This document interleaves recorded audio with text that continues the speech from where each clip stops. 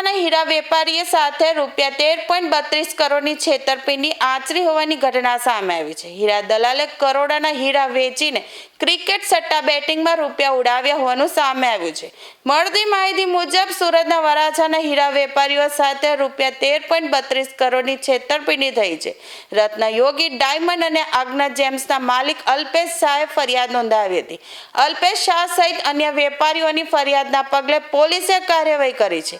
આરોપીએ કોલકાતા, હૈદરાબાદ અને મુંબઈની પાર્ટીઓ સાથે હીરા વેચવાના બહાને છેતરપિંડી કરી હતી। અલગ અલગ વેપારીઓ પાસે સહી કરી કરોડોના હીરા મેળવ્યા, જે હીરા અન્ય પાર્ટીઓને વેચી મારી 13.32 કરોડની રોકડી કરી।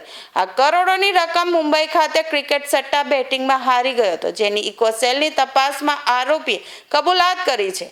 ઇકોસેલે સમગ્ર મામલે હીરા દલાલ સાહિલ શાહની ધરપકડ કરી વધુ તપાસ હાથ ધરી છે।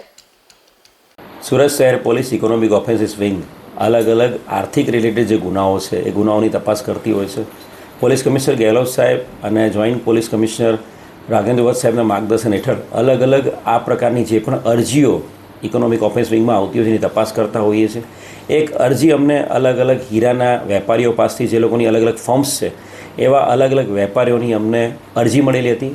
જે અરજી અનુસંધાને સાહિલ શાહ નામનો એક વ્યક્તિ જે હીરાના દલાલ તરીકે કામ કરે છે એ વ્યક્તિ આ અલગ અલગ હીરાના વેપારીઓને મળ્યો હતો અને આ હીરાના વેપારીઓને ગુજરાત રાજ્યની બહાર અલગ અલગ સ્ટેટ્સમાં ખાસ કરીને કલકત્તા, હૈદરાબાદ, મુંબઈ આ બધા જે શહેરો છે આ બધા શહેરોમાં હીરાની ખૂબ મોટી જરૂરિયાત છે અને આ હીરાનું જો તમે વેચાણ કરશો તો આ હીરાના વેચાણમાં તમને ખૂબ મોટો ફાયદો થશે એવો વિશ્વાસ આ વેપારીઓને અપાયો હતો અને વિશ્વાસના આધારે ટોટલ 13 કરોડ 32 લાખ રૂપિયાના અલગ અલગ હીરાઓ એણે આ વેપારીઓ પાસેથી લીધા હતા સાહિલ શાહે અને ત્યારબાદ આ હીરા છે એણે આગળ કલકત્તા, હૈદરાબાદ, મુંબઈ કોઈ પણ વેપારીને કંઈ આપ્યા નહીં અને બારોબાર એ પોતાના અંગત ફાયદા માટે આ હીરા એમની સ્વિંગમાં આવતાની સાથે એની પૂરોપર તપાસ કરવામાં આવી હતી અને એના અનુસંધાને સાહિલ હસમુખભાઈ શાહ વિરુદ્ધમાં ગુનાહિત છેતરપિંડીનો ગુનો દાખલ કરવામાં આવ્યો હતો।